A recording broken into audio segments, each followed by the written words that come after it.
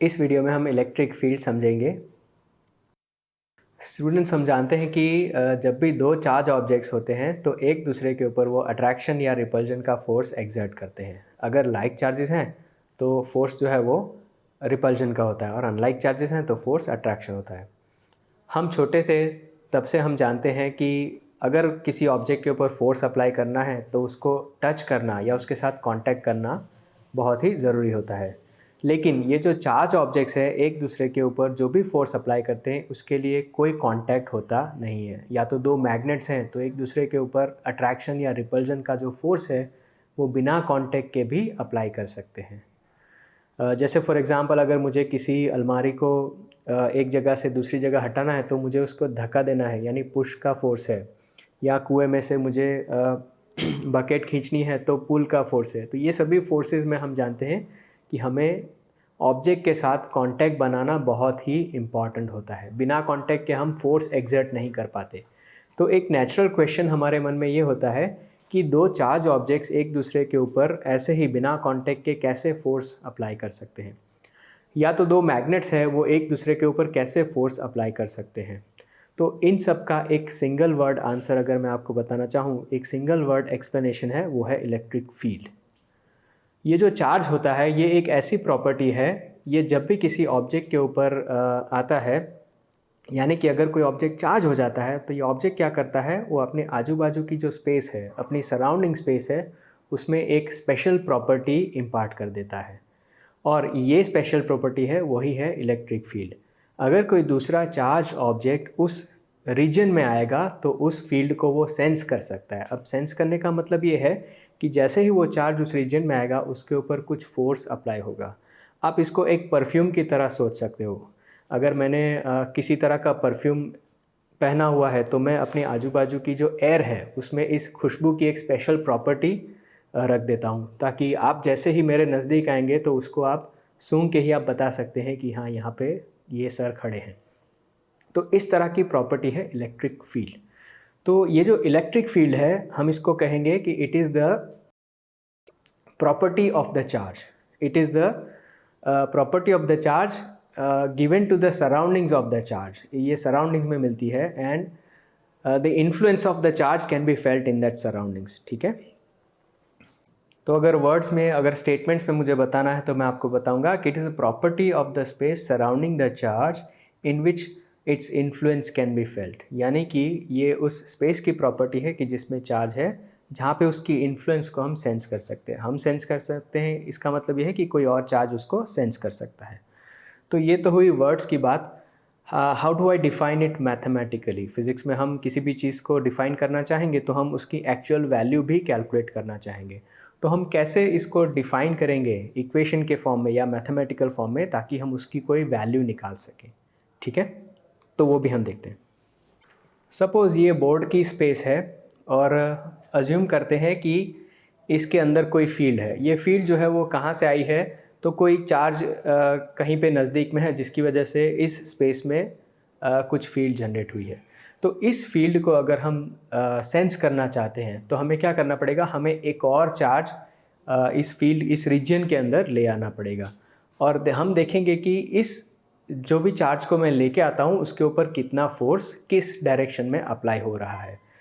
तो इस रीजन के अंदर जहाँ भी मुझे टेस्ट करना है कि वहाँ पे फील्ड है या नहीं, मैं सिंपली एक चार्ज लेके आऊँगा। इस चार्ज को हम कहते हैं टेस्ट चार्ज, क्योंकि ये हम टेस्टिंग के लिए ला रहे हैं कि इस रीजन में फील्ड है या नहीं है। तो अगर सपोज़ मैं किसी टेस्ट चार्ज को ले आता हूँ, इसको मैं कहता हूँ Q0। तो ये जो टेस्ट चार्ज Q0 है, इसके ऊपर मैं देखूँगा कि कोई फोर्स लग रहा है या नहीं है और वो किस डायरेक्शन में है।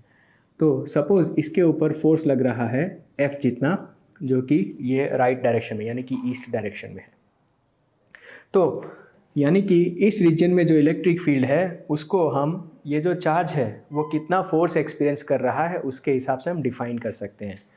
So force being a vector, electric field भी एक वेक्टर क्वांटिटी है और इसे हम डिफाइन करते हैं electric field E is equal to the force experienced by the test charge divided by the test charge.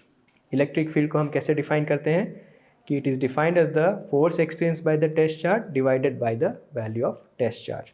अब हमने इसको ऐसे क्यों डिफ़ाइन किया हुआ है, यानी कि इलेक्ट्रिक फील्ड जो है वो एक तरह का फोर्स ही है टेस्ट चार्ज पे लगने वाला। लेकिन होता क्या है कि इलेक्ट्रिक फील्ड जो है, चाहे ये टेस्ट चार्ज अपनी जगह पे हो या ना हो, इलेक्ट्रिक फील्ड पहले से यहाँ पे थी। यानी कि इलेक्ट्रिक फील्ड जो है वो इस टेस्ट चार्ज की प्रॉपर्टी नहीं है। वो किसकी प्रॉपर्टी है? वो जिसने फील्ड प्रोड्यूस की है उस चार्ज की प्रॉपर्टी है। सपोज़ ये फील्ड किसी चार्ज ऑब्जेक्ट ने प्रोड्यूस की है। इस चार्ज ऑब्जेक्ट को हम कहते हैं सोर्स चार्ज।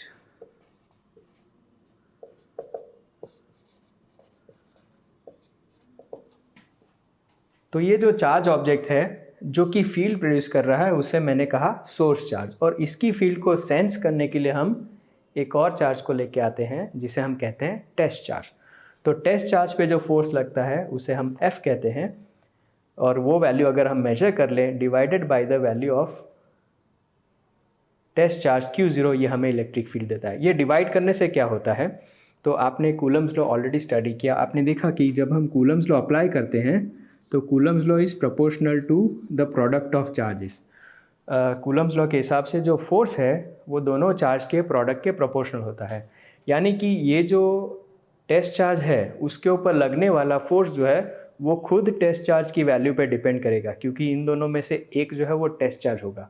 लेकिन फील्ड किसकी प्रॉपर्टी है? फील्ड तो सोर्स चार्ज की प्रॉपर्टी है।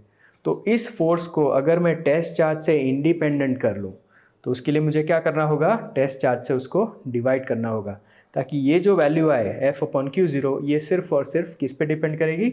सोर्स चार्ज पे डिपेंड करेगी।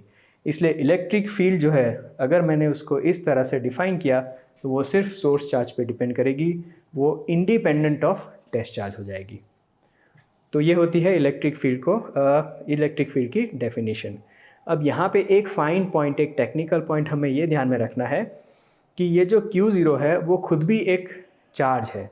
क्योंकि ये खुद भी एक चार्ज है, उसकी खुद की भी फील्ड होती है, और ये फील्ड जो है अगर वो स्ट्रॉन्ग है तो क्या करेगी कि इस रीजन की फील्ड को भी चेंज कर देगी। वो परफ्यूम वाला एग्जांपल ले लो। सपोज़ मैंने जो परफ्यूम लगाया है, अगर उसे सेंस करने के लिए आप आते हो और आपने भी कोई परफ्यूम लगाया और वो स्ट्रॉन्ग है, तो वो मेरे परफ्यूम के साथ इंटरफेयर करेगा और आपको जो स्मेल है वो अच्छे से सेंस नहीं हो पाएगी। इसलिए हम ये चाहते हैं कि ये टेस्ट चार्ज Q0 जो है जब भी हम इसे नज़दीक ले आएँ तो ओरिजिनल फील्ड की वैल्यू जो है वो चेंज नहीं होनी चाहिए। तो वो हम कैसे कर सकते हैं? तो जो इलेक्ट्रिक फील्ड जो है वो फोर्स पे डिपेंड करती है, और फोर्स जो है वो चार्ज की वैल्यू पे डिपेंड करता है। यानी कि अगर हम इस टेस्ट चार्ज की वैल्यू को बहुत छोटा कर दें तो उससे जनरेट होने वाली फील्ड यानी उससे जनरेट होने वाला फोर्स वो भी छोटा हो जाएगा। So the way to ensure that the original field is not disturb, we take the test charge to be extremely small. हम ऐसा अज्यूम करेंगे कि सोर्स चार्ज की कंपैरिजन में टेस्ट चार्ज की वैल्यू बहुत छोटी है, जिससे कि ओरिजिनल फील्ड जो है वो चेंज नहीं हो जाती। ओके, तो इस तरह से डिफाइन करने से इलेक्ट्रिक फील्ड जो है वो फोर्स अपॉन टेस्ट चार्ज है, और इसका यूनिट जो बनेगा वो होगा फोर्स का unit Newton divided by charge का यूनिट होगा कूलम। सो न्यूटन पर कूलम जो है वो बन जाता है इलेक्ट्रिक फील्ड का यूनिट।